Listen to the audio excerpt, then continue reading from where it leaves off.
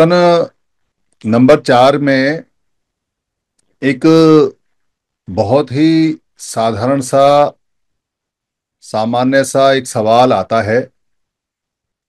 और जब वो सवाल आता है संघ के सामने किसी मीटिंग में या पोर्टल पे या कहीं भी, जब हम वन टू वन बात करते हैं या वन टू मैनी बात करते हैं, तो जो थोड़ा समझदार सा, बुद्धिजीवी सा, जानकार सा, समाज में उठने बैठने वाला, भाषण देने वाला, सभाओं में सवाल जवाब करने वाला, किताब पढ़ने वाला, सोचने वाला, या जो छोटी मोटी बहस करने वाला, या कोई बहुत अच्छा काम करने वाला, ऐसा कोई व्यक्ति जब मिलता है तो उसका एक सवाल होता है, समन संघ का उद्देश्य क्या है? आपका उद्देश्य क्या है? इकट्ठे होके क्या करोगे? क्या करना चाहते हो? ये सवाल आता है। जब ये सवाल आता है तो सामने वाले की दो मंशाएं होती हैं इस सवाल को पूछने के लिए। अधिकतर तो अपनी जिज्ञासा बुझाने के लिए, जानकारी लेने के लिए, क्योंकि उनको तर्क वितर्क की, बहस की आदत होती है, जगह जगह भाषण देते हैं, उनकी उम्र दराज हो चुकी होती है, उम्र बीत चुकी होती है, कोई परिणाम हाथ में नहीं आता, और बहुत सारे संगठन देखे वेखे होते हैं, इसलिए वो ऐसा सवाल पूछते हैं। और कुछ लोग वाकई में बहुत अच्छे होते हैं जो ये सवाल पूछते हैं कि अगर इसका उद्देश्य ठीक है और ठीक है तो हम इसमें काम करें, हम इसमें जुड़ें और हम इसमें लगें। पर यहां इस सवाल के काउंटर में जवाब कैसे देना है, क्योंकि ये सवाल समन संघ का क्या उद्देश्य है, कि आपका क्या उद्देश्य है, या आप क्या करना चाहते हैं, ये कॉमन सवाल है, जनरल सवाल है। हमें इस सवाल का जवाब सामान्य रूप से ये मान के देना चाहिए कि सामने वाला जिज्ञासु है, बुद्धिमान है, समझदार है, और यदि हम उसको अच्छी तरह से इसका जवाब देंगे तो हो सकता है कि वो समन संघ के लिए सेवा देने को तैयार हो जाए, या कभी ना कभी मन बना लेगा। तो ये सवाल जब हमारे सामने आता है तो हम जो सवाल का जवाब देते हैं समन संघ में, वो कहते हैं कि समन संघियों की सुख सुविधा के लिए, समन संघियों की सुरक्षा के लिए, समन संघियों के विकास के लिए, ये हमारे 3 उद्देश्य हैं। यानी हम समन संघियों का केवल समनों का सुख सुविधा चाहते हैं, विकास चाहते हैं, सुरक्षा चाहते हैं, इसलिए हम इकट्ठे हो रहे हैं। ये सवाल अमूमन सभी के लिए, अधिकतर सभी के लिए, जितने भी सामाजिक क्षेत्र में काम करने वाले लोग हैं, जो बुद्ध, फूले, साहू, अंबेडकर, पेरियार, बिरसा मुंडा, जो भी महापुरुषों के मानने वाले हैं, समण महापुरुषों के, उनके लिए अनएक्सपेक्टेड होता है। उनकी एक्सपेक्टेशन नहीं होती कि उनको ऐसा आंसर मिलेगा। उन्होंने सपने में भी नहीं सोचा था कि समन संघ ऐसा आंसर देगा कि समन संघियों की सुख सुविधा, समन संघियों की सुरक्षा और समन संघियों की विकास के लिए हम इकट्ठे हो रहे हैं, या ये हमारा उद्देश्य है। उसकी जो उम्मीद होती है, उसकी जो एक्सपेक्टेशन होती है, वो ये होती है कि वो हमारे मुंह से ये उगलवाए, और वो ये सुनना चाहता है कि हम बाद में राजनीतिक पार्टी बनाएंगे, सत्ता लेंगे, हम जो पार्लियामेंट के अंदर जाके पूरी पूरी गवर्नमेंट बनाएंगे, या हम कोई एजुकेशन का बड़ा काम करेंगे, स्कूल कॉलेज वगैरह बनाएंगे, या हम कोई बहुत पैसा इकट्ठा करने का, नौकरी वोकरी का या व्यापार करने का कार्यक्रम बनाएंगे। ऐसा वो सुनना चाहता है। पर जो सवाल का जवाब समन संघ देता है, ये उसकी उम्मीदों से परे होता है, सपने में भी नहीं होता है। ऐसा क्यों होता है?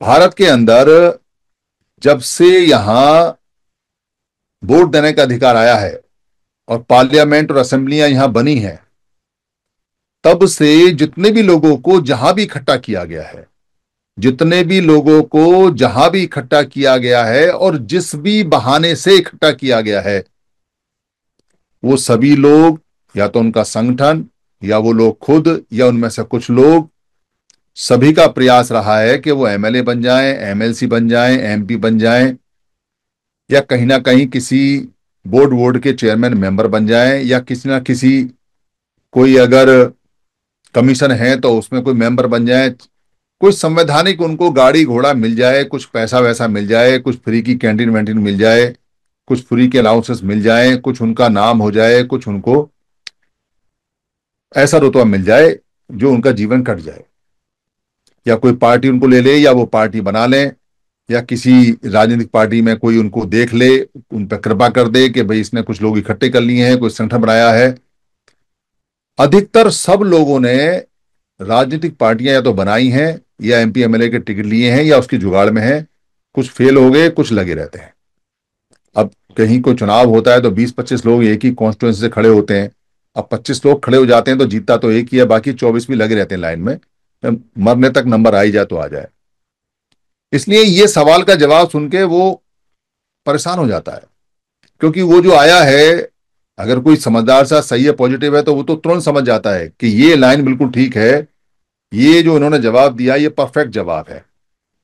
पर जिसको उछल कूद मचानी है, जिसको अपनी बुद्धिमत्ता सिद्ध करनी है, जो यहां आया है बुद्धि विलास करने के लिए, उसके तो अरमानों पे पानी फिर जाता है। क्योंकि वो तो ये चाहता था कि समन संगी ये जवाब देंगे कि हम राजनीति में जाएंगे, या सत्ता हासिल करेंगे, या हम कोई पढ़ाई के इंस्टीट्यूट खोलेंगे, या हम कोई व्यापार का काम करेंगे, या कुछ नौकरी पेशे काम करेंगे। ये क्या कह दिया इन्होंने? तो वो आगे सवाल करता है। वो कहता है जी ये सुख सुविधा कैसे मिलेगी, ये जो सुरक्षा है ये कैसे मिलेगी, ये जो आप बता रहे हो कि सबका विकास है ये कैसे मिलेगा? इसके लिए तो आपको चुनावों में जाना पड़ेगा, इसके लिए तो आपको राजनीति चाहिए। मतलब वो घुमा फिरा के हमारे जवाब को तोड़ मरोड़ के हमें राजनीति तक पहुंचाने में पूरी जान लगा देगा। हमारे मुंह से ये निकले कि हाँ जी आप ठीक कह रहे हो, ये सब तो राजनीति से ही मिलेगा, और वही फैसले होते हैं, वही पावर है, वही सत्ता है, ऐसा कहलवाने के लिए वो प्रयास करेगा। क्योंकि उसने यही जाना है पूरी जिंदगी में, उसने यही समझा है। वो समन संघ को, या संघ को, या संघ की पद्धति को, या संघ की पॉलिसी को नहीं समझता। वो संगठनों की पॉलिसी को समझता है, इसलिए वही उसके दिमाग में है, वही उसके ब्रेन में है, और वही वो जानता है। तो क्या करेंगे? तो उसको कहेंगे, जैसा कि हम यहां सबको बताते हैं और समन ग्रंथ में भी लिखा हुआ है, कि सुख सुविधा और सुरक्षा और विकास जो निहित है, वो लोगों की संख्या में निहित है, किसी पार्लियामेंट में नहीं है, किसी विधानसभा में नहीं है, किसी बोर्ड के मेंबर में या चेयरमैन में नहीं है, किसी कमीशन के मेंबर या चेयरमैन में नहीं है, किसी संवैधानिक पद में नहीं है।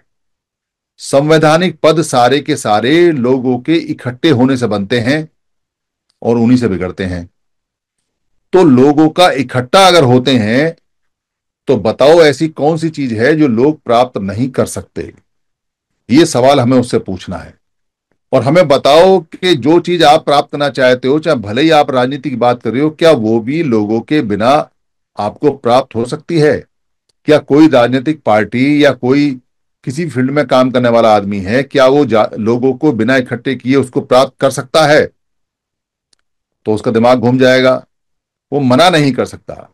क्योंकि चाहे राजनीति हो, चाहे धार्मिक काम हो, चाहे आर्थिक काम हो, चाहे एजुकेशन का काम हो, चाहे चैरिटी का काम हो, चाहे कैसी भी चीज आपको चाहिए, जो समूह से और सामूहिक रूप से चाहिए और जो कंट्री से चाहिए, उसमें उसी को हिस्सेदारी मिलती है जिसकी संख्या जितनी ज्यादा होती है। ये एक यूनिवर्सल नियम है। चाहे ये कहीं लिखा हो या ना लिखा हो, चाहे ये किसी संविधान में लिखा हो, निहित हो या ना हो, पर ये प्राकृतिक रूप से एक नियम है जो सार्वजनीन है, जो दुनिया में हर जगह चलता है, और ये हमेशा चलेगा। जिसकी जितनी संख्या भारी, उसको मिलेगी उतनी हिस्सेदारी। चाहे इसका कोई नियम है नहीं है, यही नियम है, इसको कोई मना नहीं कर सकता। कोई बहस करते करते आएगा, कहेगा जी ऐसे कैसे हो सकता है। हम उसको एग्जाम्पल देते हैं उस समय का, जब भारत के अंदर विदेशी राज तो आजकल भी है, पर उस समय तो घोषित था अंग्रेजों का, या मुगलों का, या बाहर से आए हुए लोगों का। तो वो जो राज था, उसके लिए लोगों ने कोशिश की, और कोशिशें इक्का दुक्का की। कहीं किसी जो सिपाही, जैसे मेरठ के अंदर है, वहां सिपाहियों ने रिवोल्ट कर दिया, विद्रोह कर दिया, उन्होंने दबा दिया। किसी राजा ने विद्रोह किया, उसको दबा दिया। क्योंकि राजा का प्रजा से कोई लिंक नहीं होता था। राजा प्रजा के द्वारा बहुमत करके नहीं चुने जाते। राजा एक किले में बंद रहते हैं, उसमें कुछ सिपाही रहते हैं, उसमें कुछ खजाना रहता है, उसमें कुछ खाने का माल मत्ता रहता है, उसमें कुछ रानियां रहती हैं, सारी सुख सुविधाएं रहती हैं, और वो राजा उस किले के अंदर खुद कैद होकर रहता है, उससे बाहर नहीं निकलता। और किले ऊंचे ऊंचे सुरक्षित बनाए जाते हैं। बाहर की लोग मरे या जिए उससे राजा का कोई लेन देन नहीं है, क्योंकि बाहर कोई आक्रमण करेगा तो भी वो प्रजा को मारेगा, और राजा अपने खाने पीने की चीज लेगा, लगान लेगा, तो भी बाहर के लोगों से लेगा। तो बाहर के लोगों को तो मरना ही मरना है, उन्हें तो देना ही देना है। इसलिए जब राजाओं के महलों पे आक्रमण होते थे तो प्रजा कुछ नहीं करती थी, प्रजा अपना काम करती थी चुपचाप, राजा मरे या जिए। एक राजा का झगड़ा दूसरे राजा से, इसलिए थोड़े से मुगल आए, उन्होंने यहाँ के राजाओं के किलों को तोड़ा फोड़ा, मारा, उन्होंने राज करना शुरू कर दिया। लोगों ने कोई विद्रोह नहीं किया। या अंग्रेज आए, उन्होंने यहाँ मुगलों को मारा पीटा किया, लोगों ने कोई विद्रोह नहीं किया। लोगों का क्या लेन देना, उनके लिए कोई भी शासक आ जाए। इसलिए जनता खड़ी नहीं होती थी। कोई अगर बाहर का शासक आता था सेना लेके, तो जनता अपना काम करती रहती थी, वो जनता को छेड़ते भी नहीं थे। वो सिर्फ सेना को, राजा को मारते थे। राजा मार दिया, खुद राजा बन गए। तो पब्लिक का इन्वॉल्वमेंट नहीं होने की वजह से राजा अदलते बदलते रह देते थे। पर जब अंग्रेजों की मूवमेंट यहां से हटाई गई, उस समय लोगों को इकट्ठा किया गया। हिंदू मुस्लिम सिख ईसाई आपस में भाई भाई करके सबको इकट्ठा किया गया, एक बहुमत बनाया गया, एक सेंसस बनाया गया। अंग्रेजों को यह पता चला गया कि लोग ही विद्रोह कर गए, अब राज नहीं कर सकते। जहां के लोग ही विद्रोह कर जाएं, वो कितना ही शक्तिशाली राजा हो, वो राज नहीं कर सकता। वैसे ही किसानों का हम आंदोलन बताते हैं कि किसानों का जो 3 कानून आए थे, वो जो चुने हुए लोग थे बहुमत से, उन्होंने ही वो कानून बनाए, ब्यूरोक्रेसी ने उसको अप्लाई किया, कोर्ट बोर्ड ने भी उनकी कोई बात सुनी नहीं। वो लोग खुद इकट्ठे हो गए। सिर्फ पंजाब स्टेट के इकट्ठे हुए थे, कुछ हरियाणा के इकट्ठे हुए थे, उनकी बात बन गई। इकट्ठे हुए तो बात बन गई, संग में आए तो बात बन गई। वैसे ही हम एग्जाम्पल बताते हैं कि 2 अप्रैल का हमारा जो एट्रोसिटीज एक्ट था, वो नेताओं ने उसको बनाया, कोर्ट ने हाथ खड़े कर दिए, और ब्यूरोक्रेसी ने उसको लागू किया। कोई हमारे पक्ष में नहीं आया, हम खुद इकट्ठे हुए, बच गया। इसका मतलब यह है कि ये प्राकृतिक नियम है, संवैधानिक नियम से भी बड़ा नियम है, जो लिखा हुआ है उससे भी। और इसीलिए जब संवैधानिक नियम कहीं काम नहीं करता तो लोग इकट्ठे हो जाते हैं और बहुमत में आ जाते हैं, वह संविधान को उनकी बात माननी पड़ती है।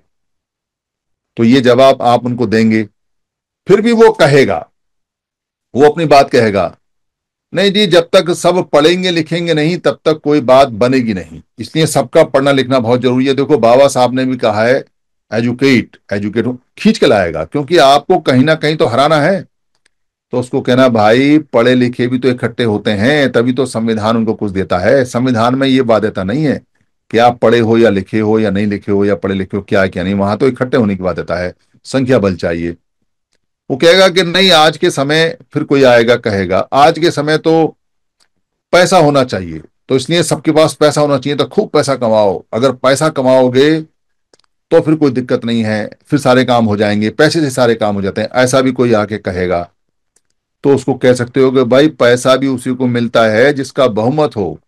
भारत के अंदर टैक्सेशन जो पॉलिसी है, यानी जो पूरी जनता से जो पैसा इकट्ठा होता है टैक्स के रूप में, उसको खर्च करने का अधिकार उन लोगों को है जिनकी संख्या भारी है। वही उस बजट को, जो लाखों करोड़ का बजट होता है, वो उसी को खर्च करते हैं। कैसी खर्च करें, जिसको चाहे उसके ऊपर खर्च करें, करें करें ना करें, उनकी मर्जी है। वहां सिर्फ पास करना होता है। अगर आपका संख्या बल है तो उसके लिए भी इकट्ठा होना पड़ता है। अगर आप इकट्ठे हो गए, तो इसलिए इकट्ठे होने से ही हमारा सुख सुविधा, सुख और विकास होता है। और सुख सुविधा और विकास और जो हमारी सुरक्षा है, उसमें सारी चीज आ जाती है। आपके सामने कोई कुछ भी प्रश्न करे, वो इन तीनों चीजों में आ जाता है। कुछ भी करे, वो कहे कि मेरे को कार चाहिए, तो इसमें सुख सुविधा में आती है। वो कहे मेरे को नौकरी चाहिए, तो वो सुख सुविधा में आती है, सुरक्षा में आती है, विकास में आती है। वो कहे मेरे को जमीन जायदाद चाहिए, तो वो भी इसमें आता है, सुख सुविधा में, सुरक्षा में, विकास में। कोई कहे कि मेरे को सुरक्षा चाहिए, कि मेरे को कोई दिक्कत ना हो, तो सुरक्षा में आता है। इन तीनों चीजों से, सुख सुविधा, सुरक्षा और विकास से बाहर कोई चीज नहीं जाती। हम इसके लिए इकट्ठे हो रहे हैं, पर इकट्ठे होके हम राजनीति में नहीं जाएंगे, ये उसको स्पष्ट कर देना चाहिए। संघ राजनीति में नहीं जाते। तो वो कहेगा जी कि अगर आप राजनीति में नहीं जाते तो फिर तो कुछ होगा नहीं, तो हमारे संगी जाएंगे, हमारे संगी जा सकते हैं, पर संघ नहीं जाएगा। तो वो फिर आपको घुमा फिरा कह सकता है कि जी संघ जाएगा तो क्या दिक्कत है। तो उसको समझाना चाहिए कि संघ पेरेंटल बॉडी होती है, उसकी बहुत सारी शाखाएं होती हैं, उसके बहुत सारे बच्चे होते हैं। राजनीति उन एक बच्चों में से है। संघ माता पिता का रोल निभाता है और बाकी सारे काम बच्चों के होते हैं। एक बच्चा बीमार पड़े तो बाकी लोग संभाल लेंगे, पर अगर संघ ही बीमार पड़ गया, खराब हो गया, तो उसे कौन संभालेगा? वो पेरेंटल बॉडी होती है। उसको तब भी समझ में ना आए तो उसको एक सेंटेंस कह के समझाना चाहिए कि भाई, जिन जिन लोगों ने संघ बनाए हैं और लोगों को इकट्ठा किया है, उन्होंने, उनका जो उद्देश्य था लोगों को इकट्ठा करने का रहा है। पहले दिन से दुनिया के जो भी संघ चलाने वाले लोग हैं, जिन्होंने भी भारत के सांघिक सिस्टम को देखकर अपने संघ बनाए हैं, उनका उद्देश्य लोगों को इकट्ठा करना रहा है। 50 साल बाद, 100 साल बाद, 70 साल बाद, 80 साल बाद उनके बच्चे फिर अलग अलग फील्ड में बढ़ गए आगे। कोई पैसा इकट्ठा कर लिया किसी ने राजनीति इकट्ठी कर ली, किसी ने चैरिटी इकट्ठी कर ली, किसी ने एजुकेशन इकट्ठी कर ली, किसी ने जमीन इकट्ठी कर ली, किसी ने जायदाद इकट्ठी करनी। इसमें सालों लगते हैं, सालों। पर ये सालों महीनों में बदल सकते हैं अगर हम इकट्ठे हो जाएं, क्योंकि समणों की संख्या भारी है और इनको अगर इकट्ठा होने में कोई दिक्कत ना हो, जितनी जल्दी ये इकट्ठे हो जाएंगे उतनी जल्दी जीत जाएंगे। ऐसा करके उसको समझाना चाहिए। इसके अलावा भी कोई ना कोई आ सकता है जो बुद्धि विलास करे, तो उसको दुनिया भर के उदाहरण आप बता सकते हो कि संघ वाले जो लोग हैं वो किस तरह से काम करते हैं, कैसे लोगों को इकट्ठा करते हैं, और उनका उद्देश्य सिर्फ लोगों को इकट्ठा करना होता है। साम दाम दंड भेद छल कपट और हर तरीके से वो इकट्ठा करते हैं, चाहे संतों के माध्यम से, चाहे बच्चों के खेलकूद के माध्यम से, चाहे कोई फेस्टिवल के माध्यम से, चाहे वो पढ़ाई के माध्यम से, चाहे व्यापार के माध्यम से, चाहे भाषण के माध्यम से, चाहे कोई समाज के माध्यम से, चाहे कोई राजनीति के माध्यम से, चाहे कोई किसी भी प्रकार का कोई और कार्यक्रम है उसके माध्यम से। माध्यम बहुत सारे हो सकते हैं, पर उद्देश्य एक ही होता है कि हमको इकट्ठा होना है। और इकट्ठा होना है इसलिए ताकि हमें समूहों को सुख सुविधा, उनका विकास और उनकी सुरक्षा मिल जाए। मेरी किसी बात से अगर किसी को कोई परेशानी हुई हो, कोई हानि हुई हो, तो मैं यहाँ जो उपलब्ध संघ है, मैं उससे माफी मांगता हूँ। संघ मुझे माफ करे, संघ मुझे माफ करे, संघ मुझे माफ करे। संघं नमामि, संघं नमामि, संघं नमामि, संतों को वंदामि।